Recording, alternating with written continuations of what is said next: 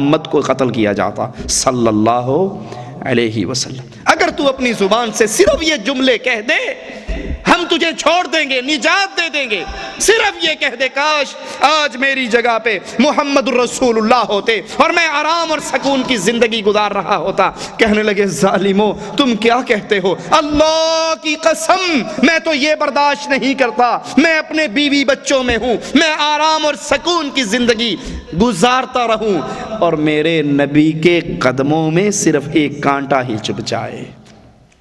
کچھ یہ کہوں کہ نبی کو میری جگہ پہ سولی دے دی جاتی، میں تو یہ بھی برداشت نہیں کرتا، میں اپنے بچوں میں سکون کی زندگی گزاروں اور میرے رسول کو کانٹا بھی چبھ جائے۔ کفار کاٹ رہے ہیں حضرت خبیب کے جسم کے ایک ایک انگ کو، اور یہ صحابی آسمان والے کی طرح منہ کرتا ہے اور کہتا ہے اللہ تیری توحید کے لیے کٹ رہا ہوں، لا الہ الا اللہ کے لیے کٹ رہا ہوں، قربانی دے رہا ہوں، جان دے رہا ہوں۔ زبان حال سے کہنے دیجئے مالک اگر تو میرے اس حال پہ بھی راضی ہے تو میں کامیاب ہو گیا۔ اللہ ان کفار کو گن لے، اللہ ان کفار کا شمار کر لے، اللہ ان میں سے کسی کو معاف نہ کرنا، سب سے میرے خون کا انتقام لینا۔ حضرت سعید بن عامر رضی اللہ عنہ وارضا جو ابھی تک کلمہ نہیں پڑھے، ابھی تک کفر کی حالت میں ہیں، قریش کے اس مجمع کے اندر وہ بھی کھڑے ہیں، اس مسکراتے ہوئے چہرے کو دیکھ رہے جو اس استقامت کا پہاڑ بن کر لا الہ الا اللہ کے لیے قربان ہو رہا۔ پھر کلمہ پڑھ لیتے ہیں، کلمہ پڑھنے کے بعد اپنی مجلس میں بیٹھے بیٹھے بے ہوش ہو کے گر جاتے ہیں۔ امیر المومنین عمر ابن خطاب پوچھتے ہیں سعید تو اس طرح کیوں بے ہوش ہو کر گرتا ہے؟ کہتے ہیں امیر المومنین مجھے خبیب کی شہادت کا وہ دن یاد آ جاتا ہے اور خبیب کی وہ دعا یاد آ جاتی ہے، اللہ ان مشرکوں کا شمار کر لے، ان مشرکوں کو گن لے اور ان میں سے کسی کو معاف نہ کرنا۔ میں اسلام تو لے آیا ہوں، جب خبیب کی قربانی کا منظر میری آنکھوں کے سامنے آتا ہے میں بے ہوش ہو کے گر جاتا ہوں۔ جنہوں نے ایمان کو سمجھا، جنہوں نے اسلام کو سمجھا، جنہوں نے اللہ کی توحید کو سمجھا، پھر نہ انہوں نے اپنے جسم کی قیمت جانی نہ اپنے بچوں کی قیمت جانی۔ خنسا رضی اللہ عنہ وارضا 4 بچے میدان جہاد میں جاتے ہیں اور چاروں بچے شہید ہو جاتے ہیں۔ جواب دینے والا آ کر کہتا ہے خنسا صبر کر، اللہ سے اجر پا، تیرے بچوں نے اللہ کے راستے میں قربانی دے دی۔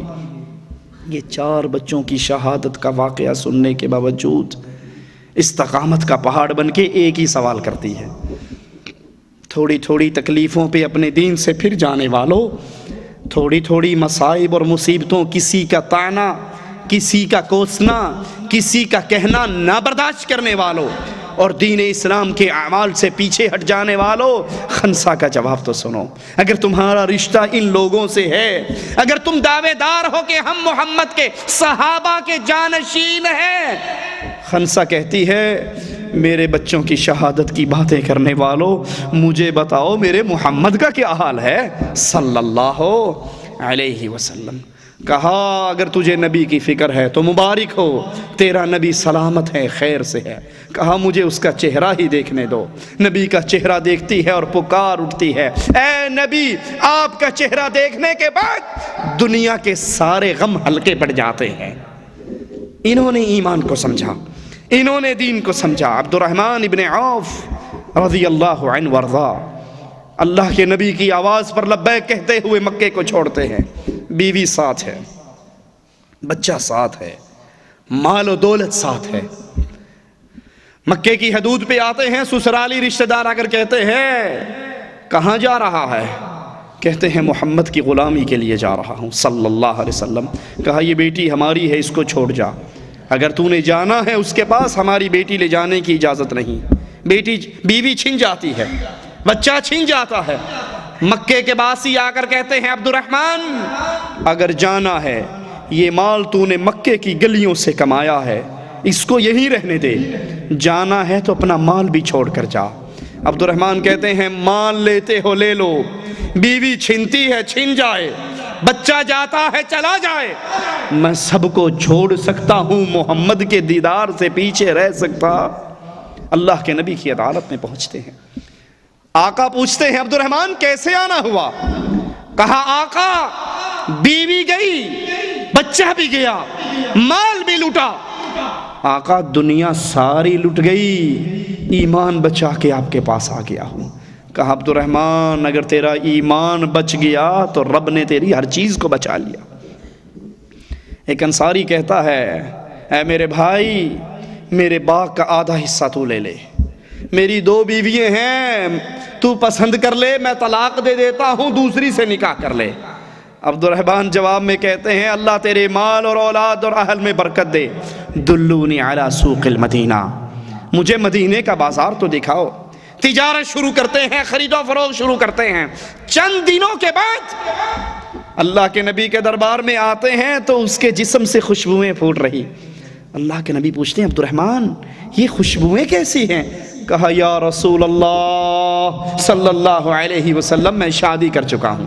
کہا سبحان اللہ، ابھی تو مکے سے لوٹا پیٹا ہوا آیا اور چند دن نہیں گزرے تو نے شادی کر لی. عبد الرحمن لگتا ہے تو مٹی میں بھی ہاتھ ڈالتا ہے، مالک اس کو سونا بنا دیتا. عبد الرحمن کہتے ہیں پھر نبی کی اس دعا کے بعد میں نے کبھی کسی کام میں ہاتھ ڈالا وہ کام میرے لیے سونا بن جاتا تھا. اللہ کے لیے جب دین پہ یوں استقامت کا مظہر بنے تو کیا اللہ نے عبد الرحمن کو لاوارث چھوڑ دیا؟ عائشہ رضی اللہ تعالی عنہا مدینے کی زمین پہ دھمک سننے کے بعد پوچھتی ہیں یہ کیسی آواز ہے؟ جواب دینے والا کہتا ہے ماں آج عبد الرحمن ابن عوف کا اونٹوں سے مال سے لدا ہوا اونٹوں کا قافلہ تجارت کا پہنچا ہے. اتنے اونٹ، اتنا مال کہ ان کے مدینے میں چلنے سے زمین میں دھمک پیدا ہوتی ہے. ماں کہتی ہے عبد الرحمن کتنا خوش نصیب ہے، اس کا کیا حال ہوگا جس دن یہ رب کی جنت میں چھلانگے مارتا ہوا جائے گا، اچھلتا کودتا ہوا جائے گا. سننے والے نے دوڑ لگائی، عبد الرحمن کو بتایا. کہا اے صحابی رسول تیرے لیے خوشخبری ہے، تو رب کی جنت میں دوڑتا ہوا مسکراتا ہوا داخل ہوگا. قافلہ تجارت کو چھوڑتے ہیں، ماں کے پاس حاضر ہوتے ہیں، مومنوں کی ماں عائشہ رضی اللہ تعالی عنہا، مومنوں کی ماں. اور جو اس کو ماں نہیں مانتا اہل ایمان اس کو مومن نہیں مانتے. ماں آپ نے یہ کہا ہے؟ کہتی ہیں ہاں عبد الرحمن میں نے یہ کہا ہے، اور میں نے یہ جملہ تیرے آقا محمد الرسول اللہ سے سنا تھا. عبد الرحمن کا کیا حال ہوگا جس دن عبد الرحمن اللہ کی جنت میں چھلانگے مارتا ہوا، مسکراتا ہوا، ہنستا ہوا داخل ہوگا. عبد الرحمن کی آنکھوں سے آنسو گرنے لگ جاتے ہیں. کہتے ہیں ماں تو گواہ بن جا، یہ اتنی بڑی خوشخبری سننے کے بعد میں نے یہ پورا قافلہ شکرانے کے طور پہ اپنے رب کے نام پہ وقف کر دیا ہے.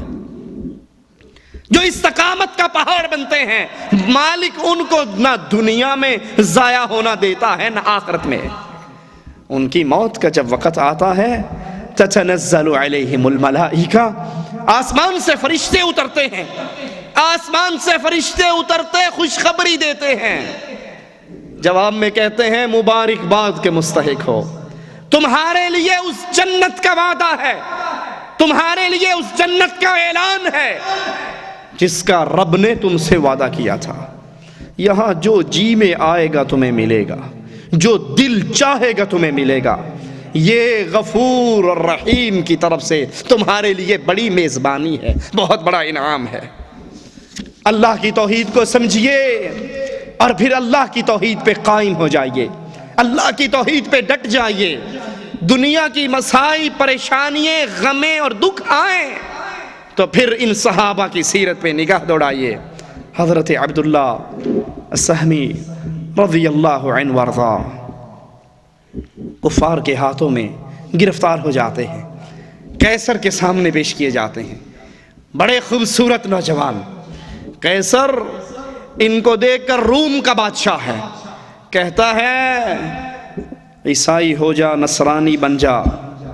جواب میں کہتے ہیں میں نے لا الہ الا اللہ کو سمجھ کے پڑھا ہے، یہ گردن کٹ سکتی ہے، رب کی توحید کو چھوڑا نہیں جا سکتا. کہا پتہ ہے میں تجھے کیا انعام دوں گا؟